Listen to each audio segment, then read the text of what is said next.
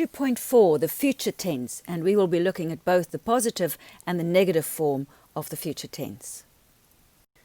The future tense in Xhosa is relatively simple, and it has a long traditional form and then a shortened, more colloquial way of using the future tense. And you can use either.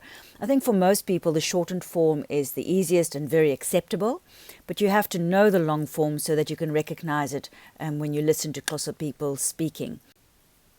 The future tense is formed by adding the suffix za to the positive subject concord and to put the prefix ku to the verb. So it sounds as if you're saying zaku. This often gets shortened to the simple zo. And let's look at some examples.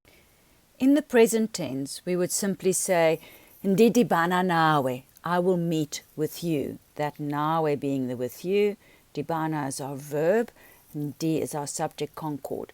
To make it into the future tense, we've added a za there to my subject concord, ndiza, and the ku is added in front of the dibana, ndiza kudibana nawe, the traditional long form of the future tense.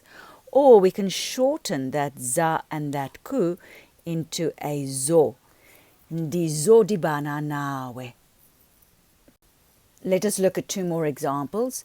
If I was to say in the present tense, I wait at the gate, ndilinda ezangeni. If I want to make it into the future tense, ndizakulinda esangeni. If I want to use the shortened form, I'm going to just use the z, the zo, ndizolinda esangeni.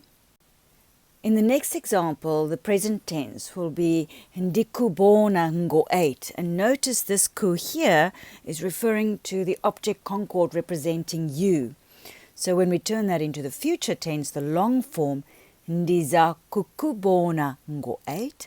And if you were to shorten it and just add that zo, ndizokubona. And you can see the shortened form is very easy as one gets used to it over time.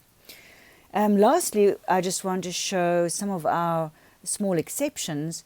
For example, when we're using some of our vowel verbs, and a very commonly used vowel verb is enza. So when you add your ku to your enza, it becomes kwenza. And so the future tense will be unomza, uzakwenza ikofu. The negative is very simple, and in this case we are going to use our negative subject concord, which you'll remember from our lesson on the negative of the present tense. And we're now going to use a z instead of that zo. So ziku is the negative future tense, and that can be shortened as a zu. So the combination of the negative concord, which will always start with an a, and that z tells you that this is the negative future tense.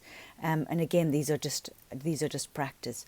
Do note that when we have our future negative tense, that we don't change the verb ending to an I. It stays an A. So if we look at some examples, andizi kudibana nawe, I won't meet you, or the shortened form, andizudibana nawe, I won't wait at the gate, andizikulinda esangeni, or the shortened form, andizulinda esangeni, I won't see you at 8 o'clock, andizikukubona ngo-8, or the shortened form again with a zu, andizukubona ngo-8. As revision, let's just look at our 6 negative subject concords. So that's the andi, awu, aka, asi, ani, aba, and its use in the negative future tense. So remember, we're just going to use that shortened form zu. That's by far the easiest. And we can see that we have our subject concord added to the front of the verb, including the zu. So I will not go, andizuhamba. You will not go, awu zuhamba, or aku zuhamba. He or she will not go, aka zuhamba. We will not go, asi zuhamba. You all will not go, ani zuhamba. And lastly, they will not go, aba zuhamba. And again, notice that the last letter of the verb does not change to an I. Very useful to learn these negative subject concords well, as it will also make your future tense very easy.